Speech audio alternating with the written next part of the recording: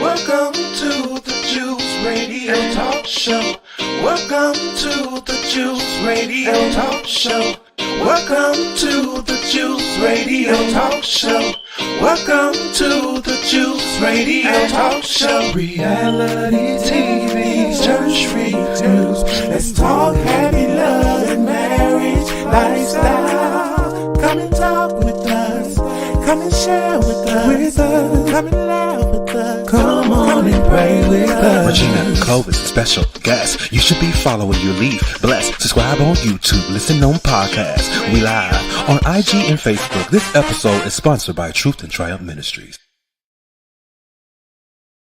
Hello, everyone, and welcome to Money Monday podcast, live streaming right here on the Juice Radio and Talk Show.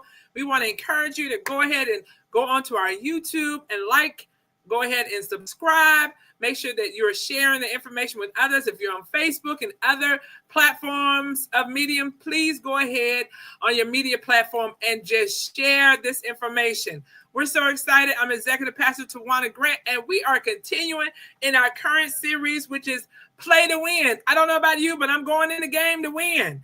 And so we want to talk about how do we do that offensively as well as defensively, make the right strategic money moves. And so we want to encourage you, even if you're an entrepreneur, business owner, or ministry leader, a lot of the information can be applied to you. Again, this is not a totality or exhaustive information. We're sharing this as part of our lunchtime learning because we believe we want to feed our faith and starve our doubt to death. And that means we want to make sure that we get information that we can apply to our lives and benefit from it. So I want to encourage you today, go ahead and get your pen out, your pencil and pen. Let's go into our lesson. It's really, we're going to talk about how do we use talent as a strategy? What do you mean? How do I use the resources and their capabilities and their anointings, their giftings to a point where I see benefit, where I can have the vision, purpose, and mission move forward because I am leveraging the talent and resources that I have strategically. Sometimes we have resources available to us and we haven't tapped into them. And so we just want to spend a little time today talking about how can we tap into the talent resources that we have today, because we've got to build resilient teams that are able to go past their current capacity. Resilience shows up when all of our gifting and talents have been exhausted. So that is the ability to keep going even when you feel as though I have tasked everything I know to do. Here's another fresh win. Here's another way to go back and look at it. Here's another way to peruse the information. And so we want to make sure that we're not leaving things left dead that could be really strategic to us moving forward. So we want to evaluate. That's what we do as innovators, as visionary leaders. We take the opportunity to reassess. Here's where I am. Here's where I want to go. Here's the roadmap I have. But sometimes I might need to re-strategize my team so that I appropriate them in the right place so that they can help advance us in our purpose and mission. So glad to have you all joining us today. Thank you, Candy Cole, for joining us from Florida. Thank you for joining us on today. And those of you who are watching us via your various platforms, thank you. So again, we just really want to talk about, for ministry leaders, how do we thrive in this year, right? We want to thrive. We want to go from waiting to winning, and it is an active waiting. It is a participatory waiting. It's moving forward, progressing forward, making progress. It is not a waiting, sitting down. Let's just say that. It is not a waiting, sitting down. It's about calling, not comfort. So we've got to be able to move out of our comfort zone and make great things happen. So let me ask you, what's your plan when your best employee leaves? What is your strategy? That's why we're talking about resources. What can we do with what we already have to make sure that when we have a pivot, when we have to flexibly adapt, that's why we're building resiliency so we're not shocked when things happen. Don't you know, people are having opportunities now. So what will you do when your best employee leaves? What will you do when your youth director decides I want to do something different? When your business grows faster than your team can handle. These are some of the things, especially with our economy shifting, that we want to look at. The workforce is evolving. How do I move now, shift our organization that I leverage people differently? Just because it worked this way in the previous stage or season doesn't mean that that is always the best way for efficiency or effectiveness. We have to be able to say, let me reassess. Let me look now how I can apply it. Many of us are oftentimes still working with the same resources, but know this, those resources also need to be grown.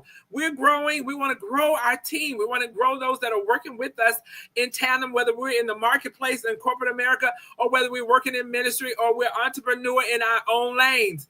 We've got to be able to leverage the resources that we have, not just putting all the attention in us and being able to operate just from our own capacity or from the capacity of those that we have. We've got to be able to leverage people differently. Put that in your notes. I've got to be able to leverage my resources differently. How can I task in such a way that they're even more beneficial? How can I now, we've talked about it before, using electronics, using AI, letting work smarter, not harder, letting the tools and techniques that I have drive me forward. So good afternoon, Janice Smith. Good afternoon, Lady Virgo. Glad to have you with us. So here's what we're going to talk about. You've got to talk about how do we shift with the people we have, because that traditional 9 to 5 is not going to work. The traditional 40 hours a week model is being disrupted. People are taxing in different ways. Others are coming back in the office. People are still working from home and remotely. People want purpose. People are looking for flexibility. People are looking to make impacts, not just a paycheck. Isn't that great, though? I always say sometimes what we consider to be a problem is really an opportunity that we can push on. Some people are not just looking for a paycheck. They're looking to add value. They're looking to add impact to your business. And here's an opportunity for us to be able to look at how the economy is moving. Freelancing is booming. This is what we've seen. There's a rise in people taking on their consulting opportunities in various industries. And so not just where we see people doing things that are traditional, they're doing deliveries, they're operating in different corporations, but there's a huge push. And with a wave of talent that is preferring project-based work over full-time roles, they're looking for purpose. They're looking for opportunities that align to their giftings, to their passions. And that's where we have to look at it. Sometimes even ministries are struggling to retain committed volunteers and leaders. Why? Because statistically, we've got to give them an understanding about the vision and mission, and we've got to bring them into the work, into the ministry, and into alignment, into agreement. We've got to work and task at doing that. Sometimes we feel like just because we give instruction or we give and we do our highlight for this year, we're doing this year, we don't need to go back and explain the why. We don't need to go back and gain a synergy and gain energy. We don't need to go back and do recalibration. We consistently need to do that so that we are not just looking at stats. We're looking at the signals that are leading us forward. We want to make sure that we're getting the right temperature gauge. We want to go in and understand what's happening so that we are moving the vision along. Now, look at this. These are some big stats that are happening. By 2027, more than 50% of the U.S. workforce is expected to be freelance. That's from Upwork. They're looking at how work is going to be aligned, how workers in the workforce is going to be aligned to work. They're looking to do freelance. They're going to be looking to do things that they are passionate about, that they're skilled to do, that they have resources in, that they know they can add value to. And so that's how we need to look at it. Before we grow, we need to protect. We need to protect what we already have. The resources and those who are already working with us, how do we protect them? How do we defend our business and our ministry from a sudden gap or skill loss? How do we go about that? How can we influence them in such a way that they are synergized with where we're going? So one of the first things that I do, especially in the corporate place, and I'm doing that in ministry as well, is cross-train. I always tell them I never want to be single-threaded. You don't want to be where you're dependent on one person, and one person has all the information, and one person has a very key skill. And when you do that, you limit yourself being able to grow. You can't grow when you have one pole holding everything together. That's why we said as a leader, you've got to be willing and be confident enough in who you are that you know you're not diminished and you do not lose authority or influence with others when you bring others up. When you bring others into other positions of leadership, when you bring people along with you so that they can now task in areas that you used to do. That's the goal as you grow, as you expand. How can you handle 5 with just you and then want to span to 50? How can you go to 50 and you're doing everything? You can't. You've got to cross-train, create a resilient team so that if anyone is out of place, if anything's happened, if someone has an emergency, you have another point of contact who can move that forward, move the work forward. Don't let one person be the single point of failure. It cannot be. It cannot be. Ministry is a collaborative of the fellowship and community. Everybody sharing in the work. Always tell them many hands make work light. You don't want to have all the work on 1 or 2 people or 5 people. You want to make sure that everybody is a shared experience. Listen, it is not always equal giving or equal service. It's equal sacrifice. Because people have a different level of where they can sacrifice in. Where can you sacrifice to serve? Where can you sacrifice to give, right? And some people have a larger capacity of sacrifice so that they have another allocation where they can be available to give. And so that's just the same. The example is someone else needs to know how to do payroll. Someone else needs to know how to lead prayer. Someone else needs to know how to lead media. Someone else on your job needs to know how to operate and bring the teams together. Someone else needs to know about how to send out the communication. Someone else needs to know about how to bring when escalations happen so that it's not just you. Someone else needs to know how to hold the torch when you're out of position. And you can leave with confidence knowing that things will go well because they know the purpose, the mission, and the vision. And they're going to operate from that posture whether you are there or not. Have you seen that before? Isn't that a blessing? People who can operate in your absence while you are away, they can't do you because you are individual. But they can operate in such a capacity that the mission vision is threaded throughout the entire experience and it moves forward. That's what we want to do. Operate in such a capacity so that it moves forward. And so we need to look at that as our point number 1. Cross-train your team. If you want to be a resilient business owner, a resilient visionary, leader, ministry leader, pastor, you need to be able to cross-train your team so that there's synergy and there's help, so that the body is enabled to move forward. It's just like we have multiplicity in a lot of areas, right? We have 2 ears, 2 eyes. Where you need the multiplicity of help, you've got to make sure you are enabling in those spaces so that others can help move the vision along. And also so that they have an impactful role in what's happening. Sometimes, again, people want to have a part in what is happening in the experience. You've got to make sure that we're reaching out and we're enabling them to do so. The next thing is make sure that we have a systematic knowledge. How are we training others? Documenting processes, documenting procedures, creating folders where people can find information, using Google Drives. We use that a lot. Using other operation systems so that in ministry things are documented. Everything from the care of your operations in your business, from those who are opening the doors. How do you open up? Listen, I've seen this before. From the person who opened up the business who was delayed or unwell and unable to make it, and the people who only do the closing, no one knew how to open it up. You've got to make sure that information is documented, that information is made aware so that others can carry forward when others are out of place. It's fine to go on vacation. We should be encouraging that. There's a time to rest. There's a time to be down. There's a time to reset, refresh, renew. Now, how can you do that when you're always concerned about everything moving forward? You've got to tax in that space. And so sometimes, again, we're not always there, but you have to make iterative progress to get there. You have to start releasing in one area. Start training and tooling in one area. If you're like me, bivocational, you can't just drop all your irons and expect everything to go well. You've got to task in a prioritized way so that you make sure this area has been stabilized. Okay, this is good. Okay, I'm no longer doing all of this over here. I am doing what is called inspecting so I can receive what I expect.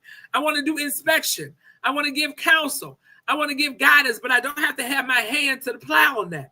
And so then once you get rid of one area, then you can move to the next one. How do I build this one up? How do I give it the knowledge, the tools, the techniques, the references, the resources that it needs to strengthen itself with my talent and my giftings that you have within your team? How do you enable them in communication? How do you enable them in presentation? How do you enable them in moving forward in the things that you know that they have capacity to do, they have a gifting to do, but they need to be strengthened in? This is where you have to go to work as a leader. You have to go to work. You have to task in that manner so that you give them what's necessary to be able to move forward. So again, systemize your knowledge. Systemize it. Put it down in documentation where it is repeatable. Rinse, repeat. You don't always have to go and restart over from the beginning. You don't have to start giving instructions from the very beginning. Here it is. It's already documented. Let's go over it and then let's refresh. Let's go over it and then refresh when needed. Rinse, repeat. Systemize knowledge. And then where it's necessary, you want to identify and protect your core skills. So there's some skills in whatever business you're in your ministry that are necessary. They are necessary. And so they're non-negotiable. These are skill sets that you must ensure others know how to do. And you really have to protect this in certain ways, because sometimes you're going to run up with people who are very protective about the roles that they have. Right. And then that's where you have to assure them that what each and every one of us does is to enable the purpose, mission, and vision. There's not one single thing that belongs to one person. Even when you're the owner of the business, we are still held accountable to our partners, to our lenders, to our stakeholders, to our clients. So there is still always some responsibility and accountability that we have to others. And so what you have to do when you are negotiating in those key skill areas, you have to make sure that you have the right conversation. You want to have crucial conversations so that they understand this is necessary. That sometimes, believe it or not, I've worked with people who are very territorial. They don't want nobody to do this. No, I know how to do this. And sometimes that is seen as job security, because if only I know it, then only I can have this role or position. But I found out when you are limiting others from understanding, you're limiting the business from growing. And so, of course, there's some areas that need to have a certain level of maturity, a certain level of authority. But when we're operating in non-negotiables, you need to be able to make sure that people have expressed how that works. And I've had to go through that process even in several vocations of lanes of saying, I understand you've done this the best. I understand you do a wonderful job. This is no reflection on your ability. This is no reflections on the results that you have given. This is a reflection on the fact that we want to make sure we are never single-threaded. We want to make sure that we are able to support each other as a unit, as a body. And in order to do that, we need to ensure that every area is covered. Every area has an alternate. Every area has a backup. Every area that we have non-negotiable, we are not single-threaded. And that means even in the area where you are, I want to look to you as a leader who can help express to others how to also come up in your lane. That's how we teach other leaders to train others. And so we have to let them know you can release it and you can allow others to come along with you.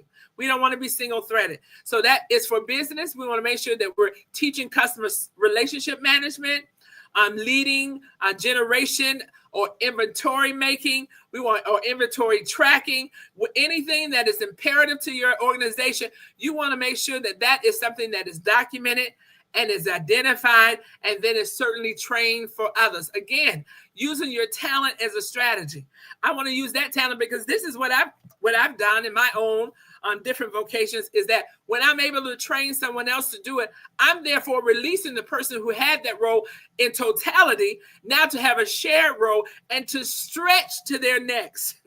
Now you're not 100% in one thing. Now you have a backup. Now you have support. Now you have others who can help you. And now you can reach forward. Now you can stretch to your next. I'm creating talent strategy. I'm creating talent growth by allowing others to grow in one lane and the person who was very efficient and effective in it to grow in another, right? So people leave, but systems stay.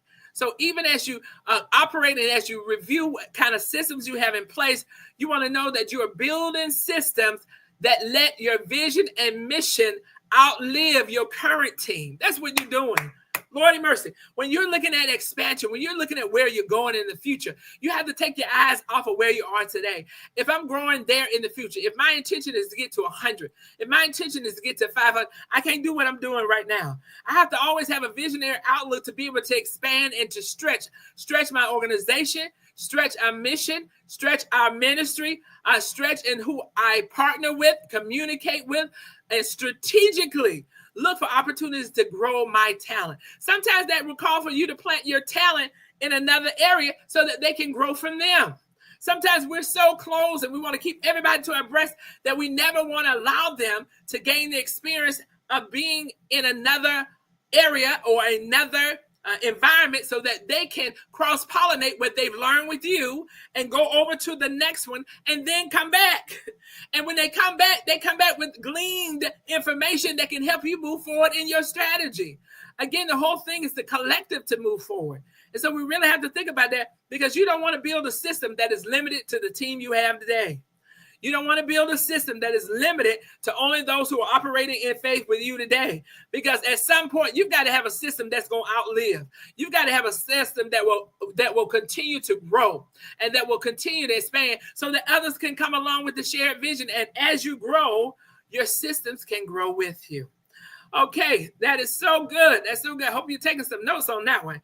Next, we want to go to an effective offensive strategy is flex and scale smart. I've had to do this in so many capacities. Flex and scale smart. Where can I flex? Where can I add? And I do this a lot in my corporate America role, where I have teams, and when we bring on big projects and big efforts, I have to expand it. I can't do it with my current team. Can't do this work with my current team. I have to expand it. And then I contrast. I have a basic team of 50. I have a basic team that I use all the time.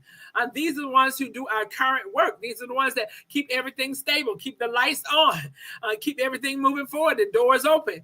But then as I have in a new work coming in, I have to learn how to expand and contrast. How do I expand for this work? And then contrast back down where we're done. And so even in your building your staff and looking at your staffing talent strategy, how do you talk about building on the outfits? How do we build and be lean? You don't want to overbuild. You want to have just enough as the business demands it, as capacity demands it. How do I scale up with such a degree that I add enough and I can scale and my team can be agile so that they learn iteratively and then they can go back to what they were doing before? Sometimes you don't need a new website developer. You just need a freelance contractor.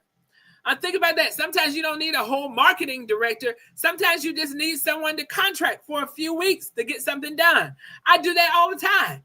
Even in our vocation of our businesses, rather, and even in ministry, we have hired to do certain things. We don't need a permanent. We don't need a full-time. We don't need a part-time. We just need someone for a specific job to get it done well. Someone with the experience. So tap into fractional experts. I want to encourage you. Put that down in your notes. Tap into fractional experts. What do you mean? These are people that I cannot afford to hire full-time. These are people that would not give a good ROI, a good return on investment, because I don't need them full time. But here's where, if I can get a fraction of that expert, I can move my vision forward. I can move this particular project forward. Here it is. I can use an expert for 5 to 10 hours for a month, making sure that this is in order, reviewing documents, reviewing the plan, helping us strategize, or creating the marketing material, or creating graphics, or helping us enable the website. And so this is where you can tap into fractional experts. These are people that this is what they do, and they're experts at that, but you can gain the benefit of having them come alongside you. You don't have to take on all the effort. You don't have to take on all the work. You don't have to take on all the expense, but you gain the synergy of their expertise. This is what I'm talking about. So you want to make sure that you leverage from that perspective. Next, you want to always build a freelance bench. What do you mean? You want to always have a list of people you can go to. You want to build your bench. That's what they do when they're playing in different games, different fields, industries. I don't need you right now, but I want you on my list, because when a need happens, I want to call you up to bat. I want to trigger you so that you can come through, so that you can help us. So make sure that you are evaluating that and that you have that ready. Don't wait till you need it. Create that now from ones that you're partnering with, others who are your current partners where you can get a reference from. I do that all the time. A word of mouth reference to say, listen, I got something come up. I know I'm going to need me someone in about 2 months or a month or 6 months down the line. Who have you been working with? Who have you worked with that has given you excellent service? These are some of the references and word of mouth that you want so that you can use them as plug and play. That you can bring them in when you need to, loop them into the vision, loop it in. They have your values. They'll be able to move it forward. And then you can plug and play. You can bring them in and then you can release them. And so when you always have that, you have an opportunity to onboard a freelancer very quick. One, because they already understand who you are and what you need. You keep that collaboration going. They understand your business. And so I love that being able, I have several people that we go back to. Why? Because they've been very successful in what we've already asked for previously. And so there are some go-to people that I plug and play in business, plug and play in ministry, plug and play in the corporate world. And so that makes it more advantageous for me because I'm not starting over. They already know the culture. They already know the mission and vision. They already know the values, and we can start to move forward very quickly. So you want to make sure that as you're doing that, that you are evaluating your talent. How do you look at them? Thrive tasks. What are these things that you must do in order to move the mission and vision forward? Redesign one role in your business ministry for more flexibility. How do I? You can take that as one quick example. Even as we get into the close of today's conversation, you want to take one key role in your organization and decide, how can I now transform it in such a way that it adds more flexibility and ROI to our return? How do I? And so when you start doing that kind of thought progressing, you can start tending and tasking that out, looking at it iteratively. How do I move this particular role forward? How do I move this particular unit forward? How do I move this particular task forward? And that's how you chunk it up. Sometimes we don't do things because we try and eat the whole elephant. Can I say that today? Sometimes we don't do things because it looks insurmountable. It looks, it's so material. The work that is going to cost me, the effort is going to cost me. But when you break it up into small pieces, when you break it up into SMART goals, specific, measurable, achievable, relative, and time box, you are able to now focus in and make some progress. And that's why I want to encourage you. Make progress in one area, one at a time. Move the needle forward. Because if you can operate on one role and it gives you some synergy, it gives you some enablement, and you strategize on that particular talent, then you can go through the rest of them. Then you can go through them iteratively, and you'll find you have additional allocation, and you'll find that you are now cross-training. Now your team is more enabled to be able to work as a whole unit, as a function, instead of segmented and delineated and siloed off.